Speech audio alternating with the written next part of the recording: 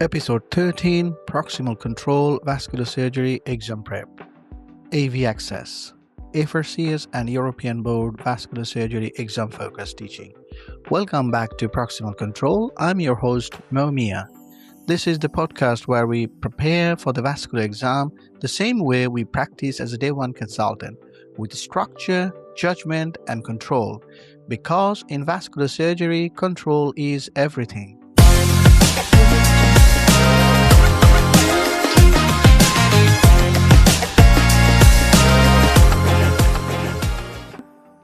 Alright, welcome back to Proximal Control.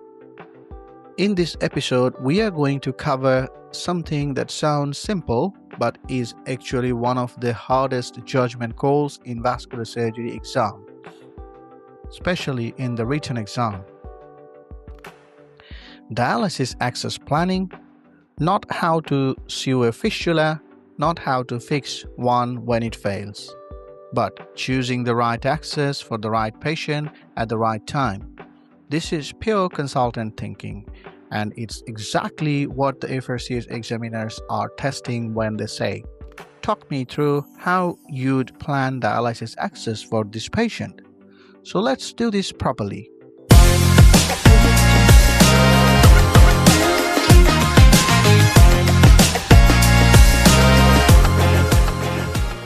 Why this topic really matters.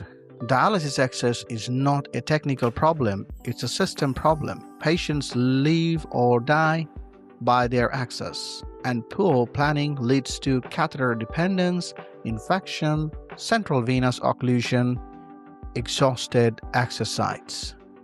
The ESVS guidelines are very clear on this. Vascular access planning should begin early, be individualized, and aim to minimize catheter use while preserving further access options.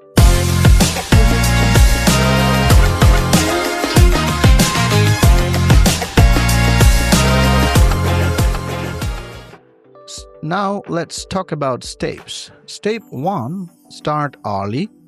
Timing is everything. Let's start with when.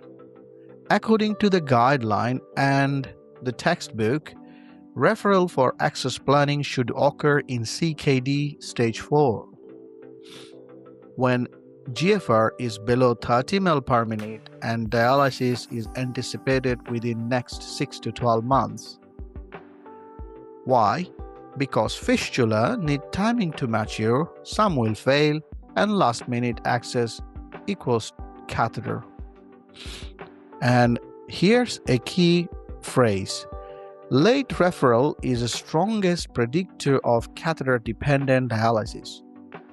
So, early referral allows vein preservation, proper assessment, and timely creation of definitive access.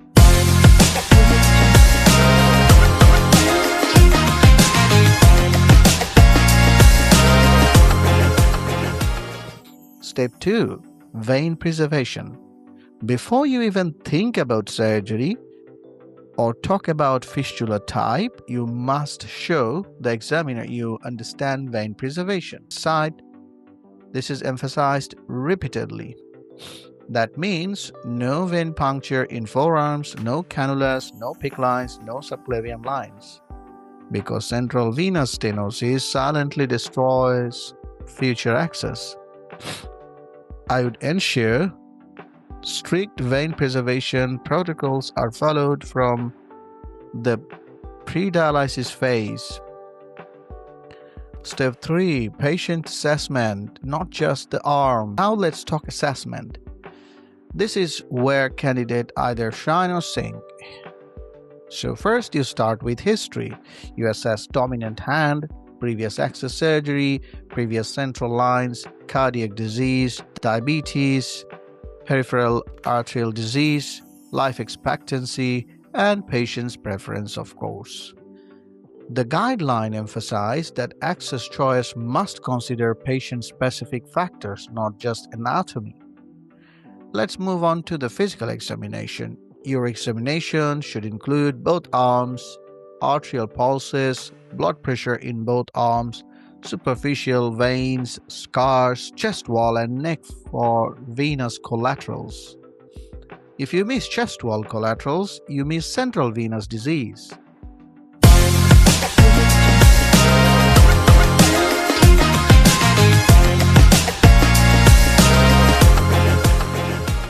Step 4. Ultrasound mapping. Mandatory. Both sources are very clear. Preoperative duplex ultrasound is mandatory. You assess arterial diameter, venous diameter, compressibility, continuity, depth from skin. Key numbers used in planning: radial artery more or equals 2 mm, brachial artery more or equals 3 mm, vein more or equals 2.5. In some textbook says more or equals 2 is also acceptable. So you can say more or equals 2 to 2.5 mm, and they should be compressible. You're not just looking for a vein, you're looking for a durable future dialysis circuit.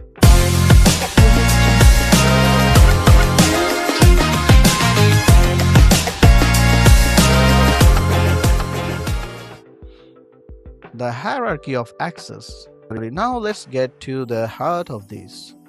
What access should you choose? The ESVS guidelines hierarchy is very clear.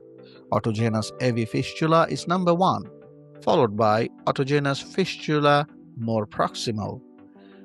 Prosthetic graft is coming after this, and the catheter is the last resource. And within fistula, you work distal to proximal. First choice is the radiocephalic AV fistula, of course. This is the preferred first-line access. Why? Because this has reasonable long-term patency, lowest infection rate, and preserves proximal options all the time. So, a radiocephalic AV fistula in the non-dominant arm is the preferred initial access where anatomy allows. Second choice is, of course, brachiocephalic AV fistula.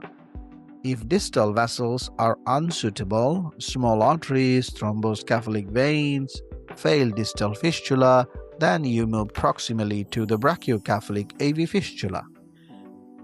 Higher flow, higher maturation rate are the main advantages, but also higher steal risk, higher cardiac load are the disadvantages. So you must balance benefit and risk. Next, we go for brachiobasilic fistula with transposition. Now we are into planned complexity. The basilic vein is deep, so this is usually staged or transposed. Where the cephalic vein is unsuitable, a brachiobasilic fistula with transposition is preferred over a prosthetic graft. Why? Better patency,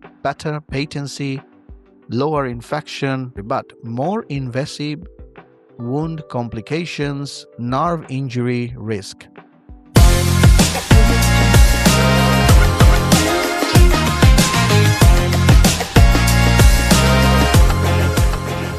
When do you choose a graft? This is where judgment matters. Grafts are indicated when no suitable superficial veins, rapid access is required, life expectancy is limited, repeated fistula failures. The guidelines are very clear. Grafts are not inferior by default. They are inferior in the wrong patient. In patients with limited life expectancy or unsuitable veins, an arteriovenous graft may provide reliable access more quickly.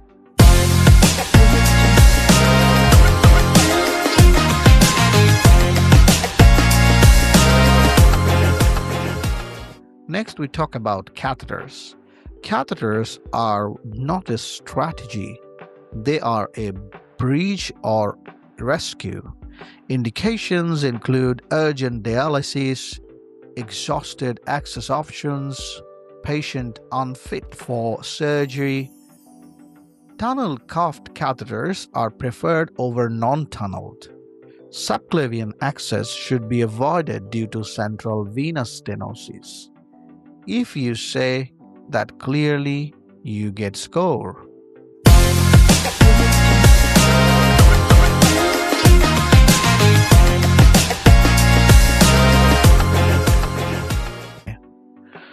Lower limb and complex access, these are the last resource. Lower limb access should only be considered when upper limb options are exhausted. Why? Because infection, steel, limb-threatening ischemia are the risk factors that can complicate things. Infection, steel, limb-threatening ischemia are the complications that may make things worse. These patients belong in a specialist centers.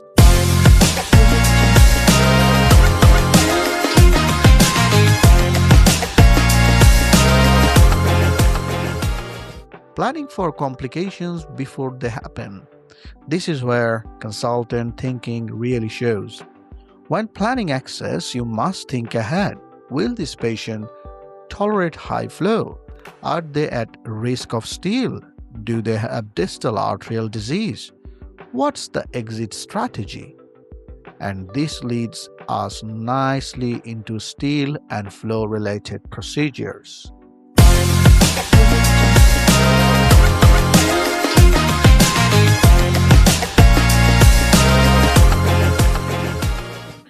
Now this is a very hot topic. Let's talk about vascular access induced limb ischemia. Steel syndrome occurs when blood preferentially flows through the access instead of distal circulation. The risk factors are brachial inflow, that means proximal fistulas, diabetes, peripheral arterial disease, elderly patients, high flow access. Now, severity ranges from cold hand, pain, neurological symptoms, or even tissue loss. Management depends on severity, access flow, distal arterial disease. Now, management of AV access complications. And I want you to listen this part with your mindset, with one mindset. The examiners are judging whether you are safe, not whether you can save every fistula, not whether you know a fancy technique. They want safe prioritization and sensible judgment. So let's go.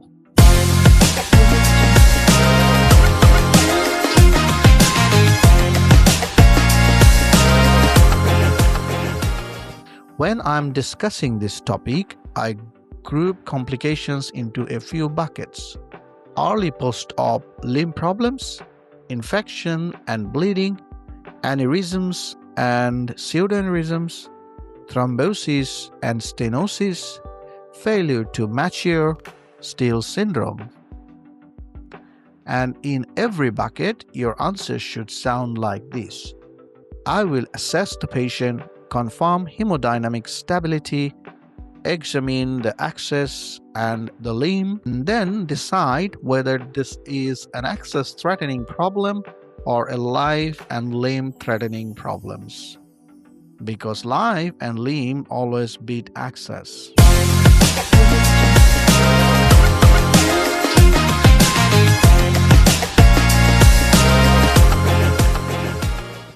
Okay, first, early post-op complication. The one you must know for the exam.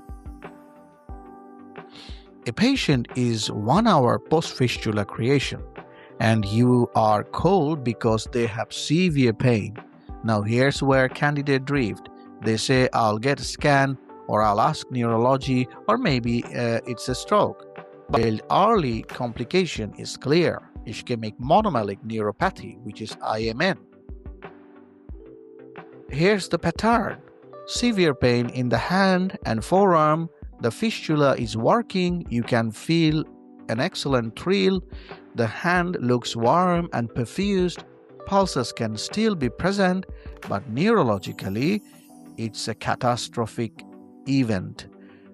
Paresthesia, weakness, clawing, inability to extend wrist and fingers, sensory loss across the hand, basically median, ulnar, and radial nerve palsy signs together. And there is the exam line: This is a clinical diagnosis and the management is immediately ligation of the access. What? Immediate ligation of the access. Not tomorrow, not after a CT, not after a duplex, not after nerve conduction studies. This is immediate ligation of the access, because delaying risks permanent and severe neurological dysfunction. So if an examiner pushes you, it is precious fistula. Don't you want more tests? The safe answer is no, this is an emergency. I would return to theater and ligate immediately. That's the perfect answer.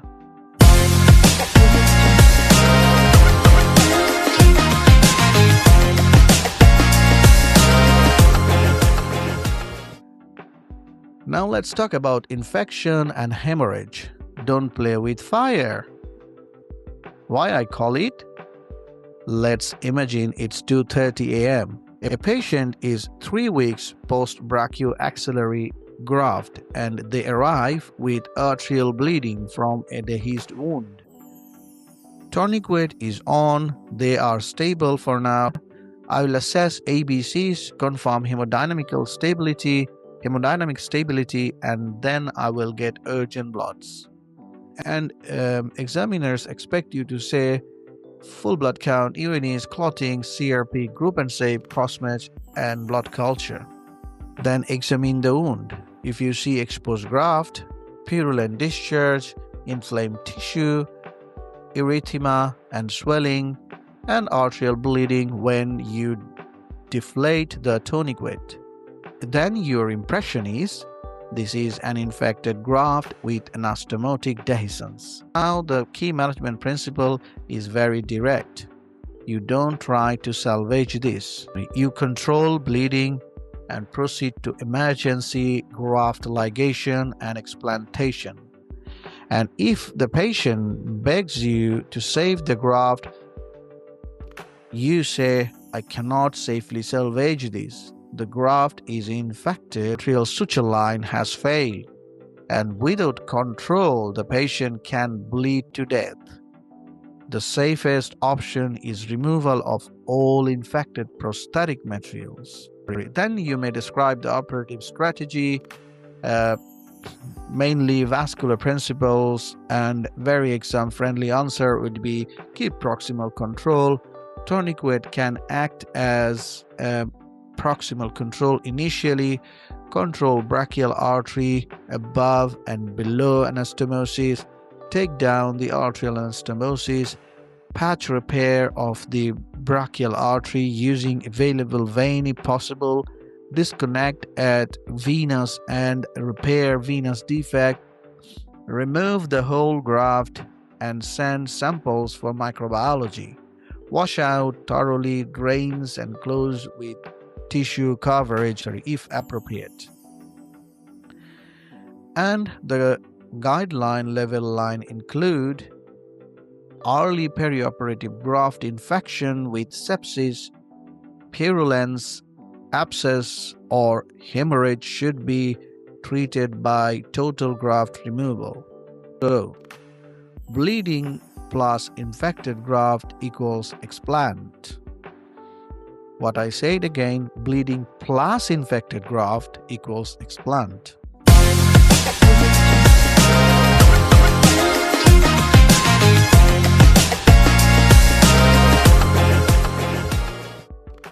Now what about aneurysms and pseudoaneurysms formation? Let's talk about fistula aneurysm. A classic picture would be lobulated camel hump aneurysm, and this is labeled as Valenti type 2A. Now the management. So now you may need to know the Valenti type, but that's for your interest is better to know. It's not very important for the exam to have it. That's your extra reading and you can go for it. Now the management isn't just operate or don't operate. The key is your assessment. In history, you ask, Is dialysis working?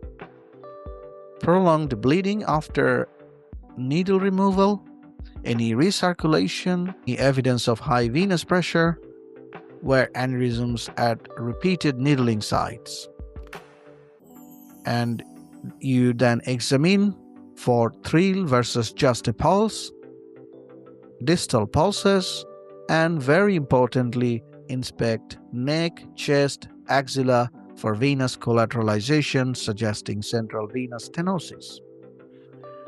Investigations would include duplex ultrasound, then escalate to venogram or fistulogram if central venous disease suspected.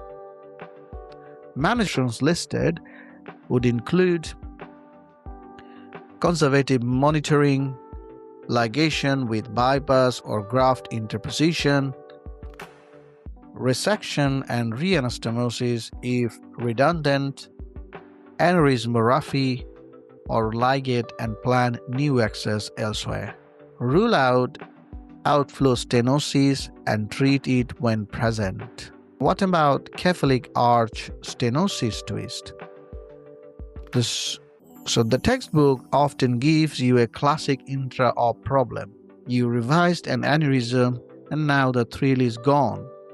An ultrasound suggests a problem near the axilla, and the angiogram shows a cephalic arch stenosis. Then you answer by saying venous outflow stenosis is treated by balloon angioplasty. However, cephalic arch stenosis requires stent grafts because this is often not treatable with only balloon angioplasty. So just to say again, venous outflow stenosis is treated with balloon angioplasty. However, cephalic arch stenosis, you need to consider stents, and that is high yield.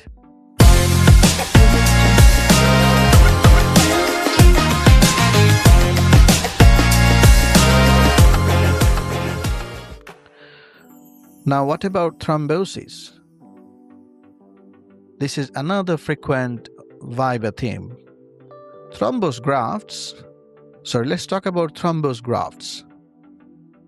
There are two broad approaches: open thrombectomy with on-table imaging plus minus central venous intervention, or endovascular approaches including thrombolysis, mechanical thrombectomy, or thromboaspiration. The key statement is results are comparable, so it depends on the center and expertise.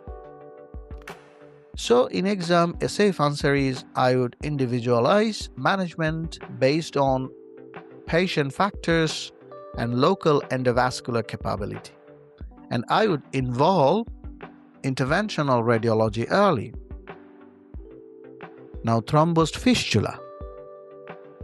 For fistula, treat quickly to avoid thrombus organization and endothelial damage. Open approaches may be faster in practice. What about juxtaanastomotic stenosis?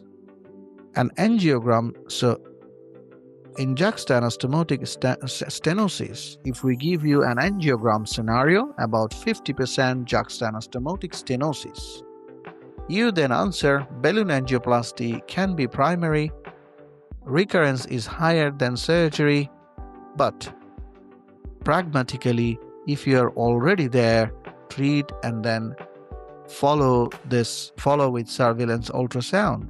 And what about central venous stenosis? The central venous stenosis is treated with balloon angioplasty first. Repeat as needed. If recurrence persists, stenting can be considered. Bare metal stents haven't shown long-term patency advantage over angioplasty. Now, early thrombosis after creation. This is another exam trap.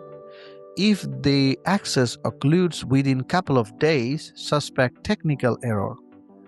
Take back to theater, explore, clear clot, redo anastomosis, on-table angiogram to rule out outflow issues. So these are the steps you need to follow. Let's repeat again because this is high yield. If this excess occludes within a couple of days, suspect technical error. Take back to theater. Explore, clear clot, redo anastomosis, and of course you do on-table angiogram to rule out outflow issues, and if that's present, you treat that as well. Key rule: thrombolysis should not be used within 7 days of access creation.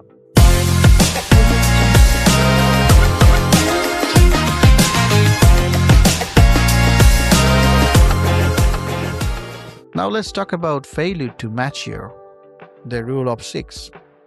A very common clinic question. Definition of maturation used here is the rule of 6. Diameter, 600 ml per minute flow, and less than 6 mm depth from skin. If it fails to mature by 6 weeks, investigate. The causes highlighted are inflow stenosis or narrow anastomosis, venous tributaries stealing flow, outflow stenosis suggested by pulsatility, and lack of collapse on arm elevation. Management depends on the cause. Tributaries needs to be ligated. Inflow stenosis require fistulogram and angioplasty. Outflow stenosis, if present, again needs confirmation and angioplasty. If it's too deep, adiposectomy or superficialization. If artery and vein were tiny and the fistula is non-viable, consider abandoning and planning a new access. Imaging options could be duplex as first line, angiography when intervention is planned, CT angio considered if other imaging inconclusive for central stenosis, contrast enhanced MRA not recommended in end-stage renal disease due to nephrogenic systemic fibrosis, which you all know, NSF. Contrast enhanced MRA not recommended in end-stage renal disease, of course you all know, because of NSF risks.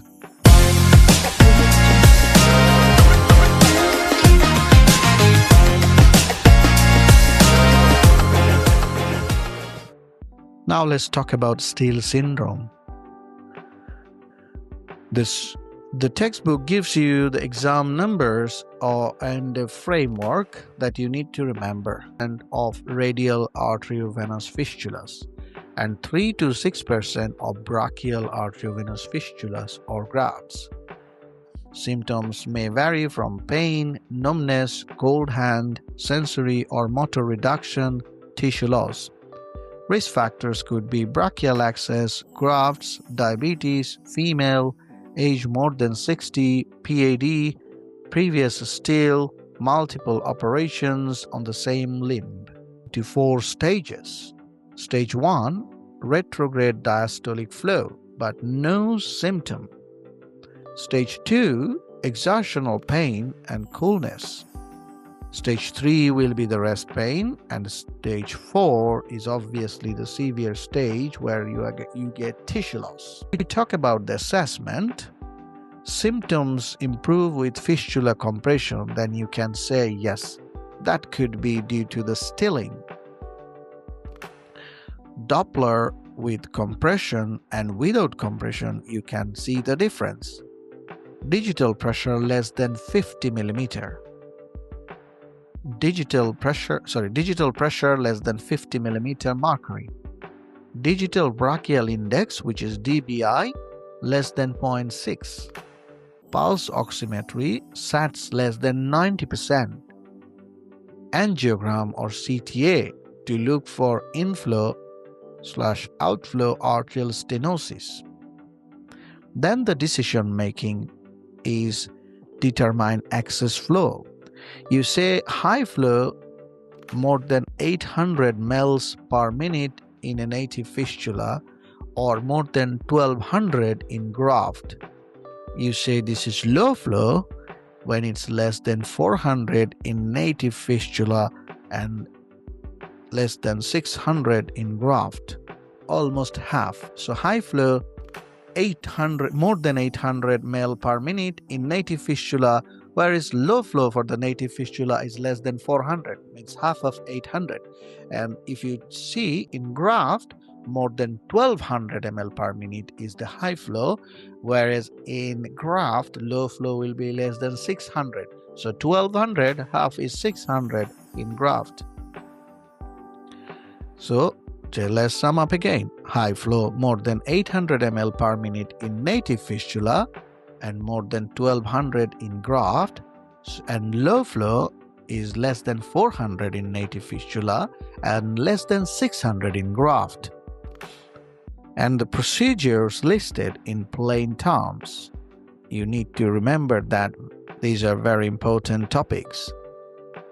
You can do banding or plication, include hybrid Miller procedure, and this is another read for you to go for it. Drill with key landmark, proximal bypass anastomosis 7 to 10 centimeter above the vascular access anastomosis. This is very important to remember. So drill procedure, again another topic for you to have an extra read. Drill, but the key landmark here, to treat the steel you need to do your proximal bypass anastomosis 7 to 10 centimeter above the vascular access. Rudy, moving inflow distally to reduce the flow by up to 50%. This is another treatment, and again Rudy, there are some nice pictures in the ESVS guideline, and have a read about Rudy procedure for your extra reading. But remember, Rudy is another treatment option for your steel, and this is you move the inflow distally to reduce flow by up to 50%. Then it comes PI, P-A-I. PI, moving inflow proximally using graft to improve distal perfusion. This is another extra reading for you. Read about PI procedure just for the clarity. Moving inflow proximally is PI. Moving inflow distally is Rudy, okay? But in PI, moving inflow proximally using graft to improve distal perfusion. Radial artery ligation is another option, or embolization for radiocephalic steel. Only if you are certain ulnar artery and palmar arch are intact. Only in that case you can consider radial artery ligation or embolization in extreme situations such as tissue loss. And if we make an algorithm, we say mild stages treat conservatively, severe stages we do duplex plus angiogram, then decide based on inflow stenosis or excess flow state.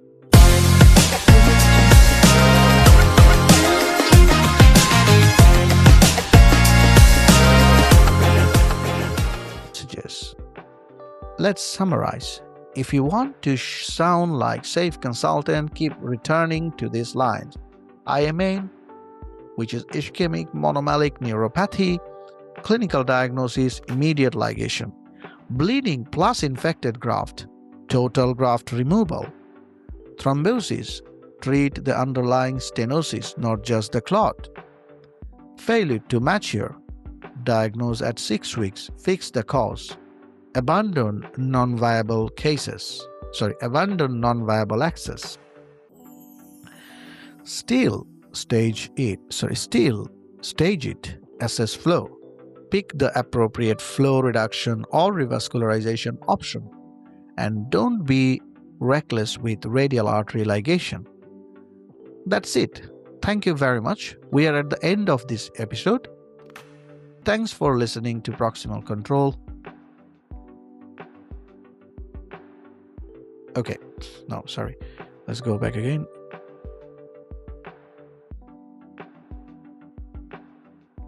That's it. And then you do the music here. Remove the other few lines that I said, okay?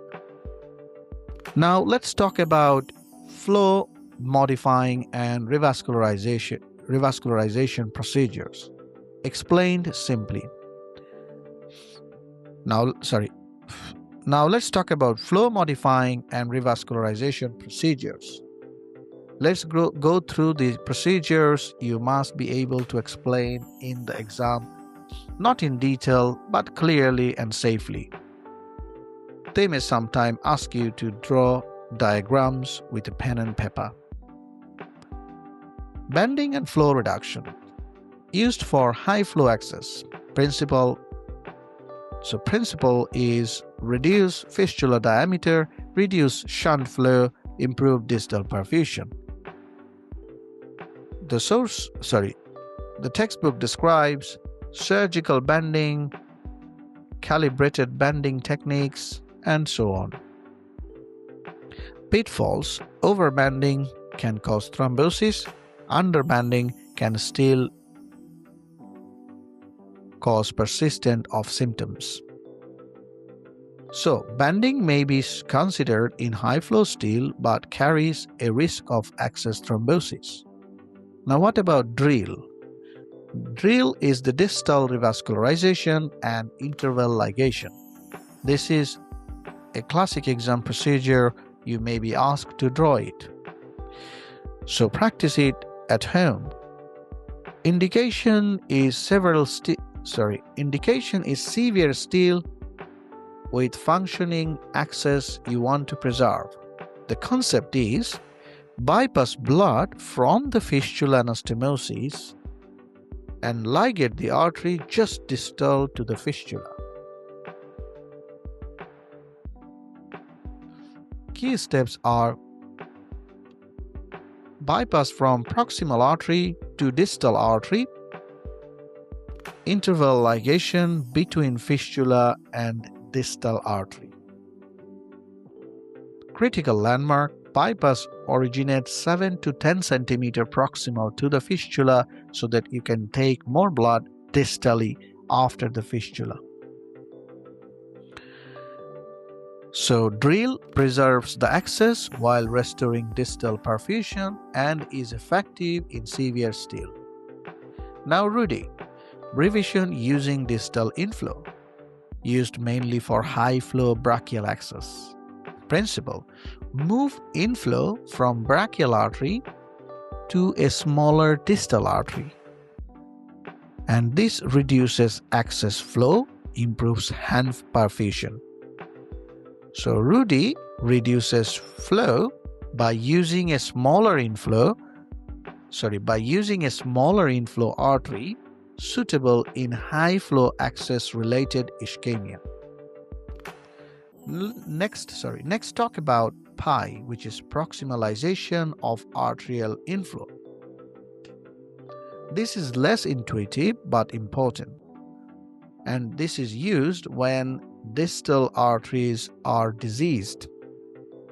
The principle is move inflow to more proximal artery. Higher pressure improves distal perfusion. So, PI improves distal perfusion by increasing inflow pressure rather than reducing inflow. Music here. Next, ligation, the ultimate decision. Sometimes the correct answer is to sacrifice the access. Indications would be irreversible ischemia, neuropathy, tissue loss, failed corrective procedures, and this is where candidates hesitate. But the safe consultant answer is if limb viability or function is threatened, the access must be ligated.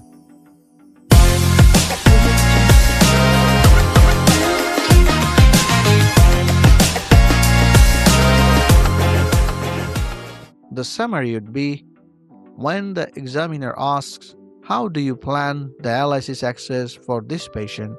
Your structured answer is, I would start early, ensure vein preservation, perform full clinical and ultrasound assessment, choose the most distal autogenous access possible, balance patient factors and anatomy, avoid catheters where possible, and plan with future options and complications in mind.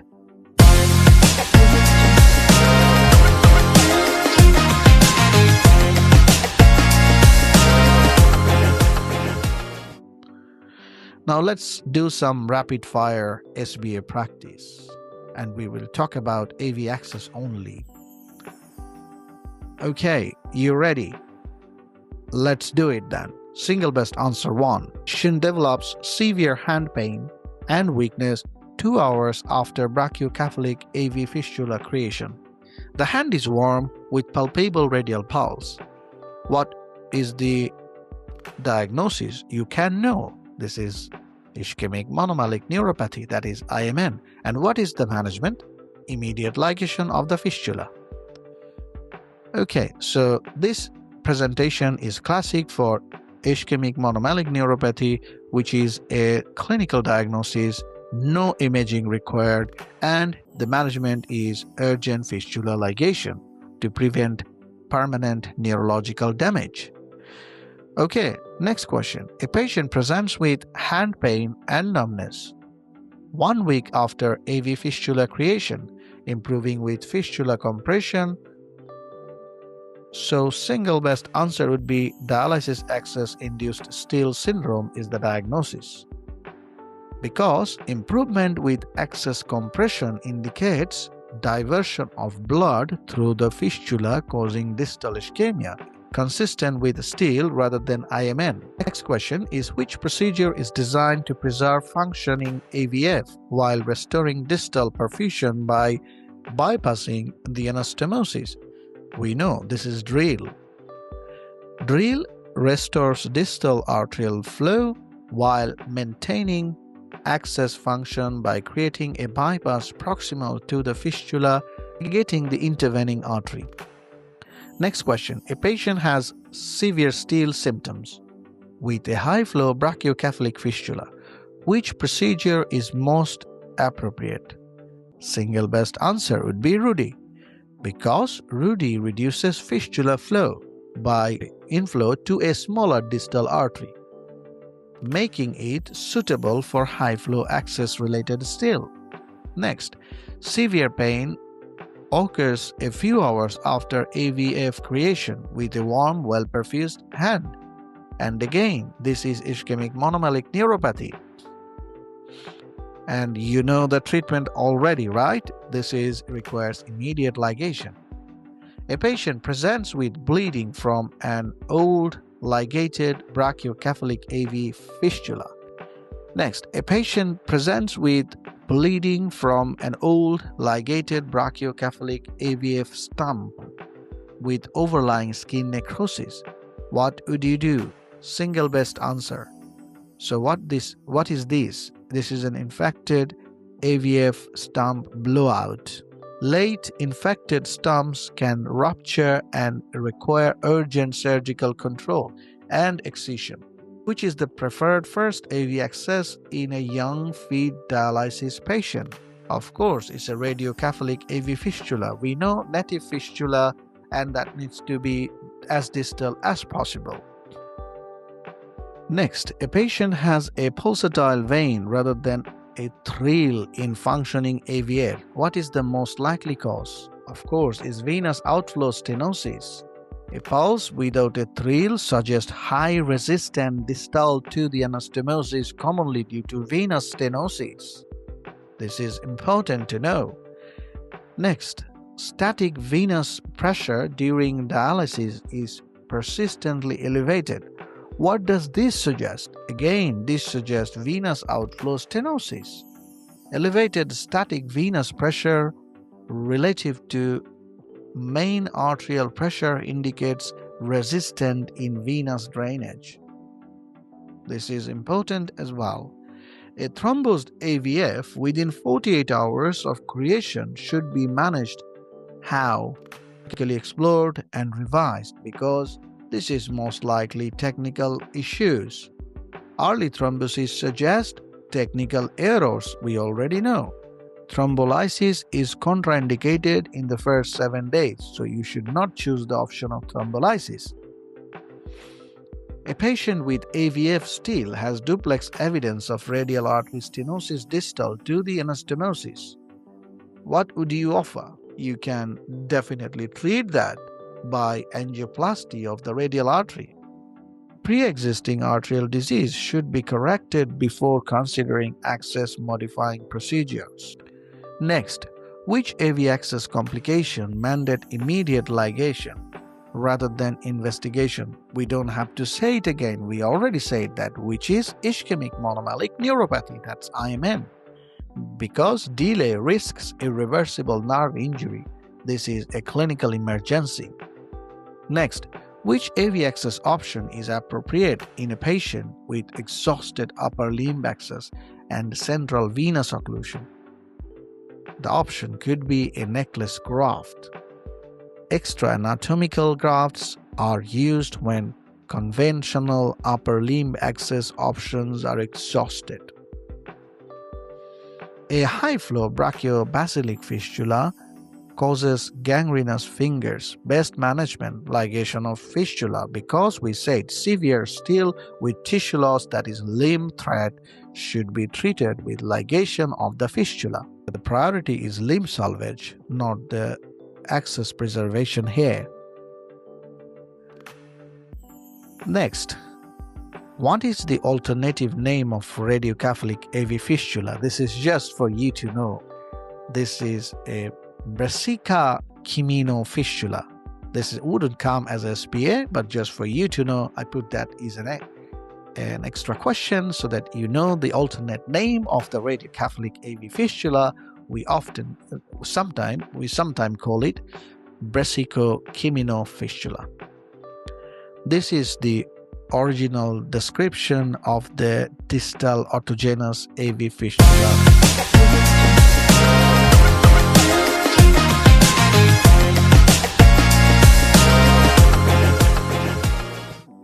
Now let's talk about few clinical scenarios. Early postoperative complication.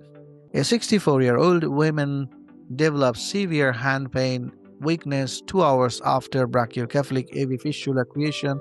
The hand is warm with palpable pulses, and you know already what is the diagnosis. This presentation is classic for ischemic monomalic neuropathy. I would recognize this as a clinical diagnosis characterized by severe pain and neurological deficit. Despite preserved perfusion, this is an emergency. I would not delay for imaging, and I would return the patient to theater for immediate ligation of the fistula to prevent permanent neurological injury. Next clinical scenario is a Still syndrome and decision making. A patient with mature brachiocephalic AV fistula presents with rest pain and sensory loss in the hand. Duplex shows a high flow access with no distal arterial stenosis. So this is a severe dialysis access induced Still syndrome. We can say from the rest pain this is a stage 3. I would assess symptom severity, confirm improvement with access compression, and quantify access flow. Given high flow and absence of distal arterial disease, I would consider flow reduction strategies such as RUDI or calibrated bending. If symptoms were limb-threatening or persistent, I would escalate to drill or ligation depending on access importance. These are the steps-wise management. Next, clinical scenario 3. Failing or thrombosed access. A fistula thrombosed within 24 hours of formation. That means we all know this is due to technical issues. Early thrombosis suggests technical failure or unrecognized inflow or outflow stenosis. I would take the patient back to theater for urgent exploration, thrombectomy, and revision of the anastomosis with on-table imaging if required. Thrombolysis is contraindicated in the early postoperative period.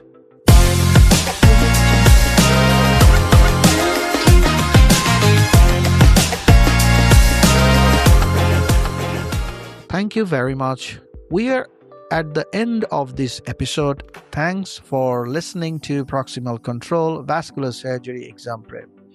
If you have found this useful, stay tuned, because in the next episode we will discuss about very important miscellaneous topics such as connective tissue disorder, vasculitis, lymphedema, and of course hyperhidrosis.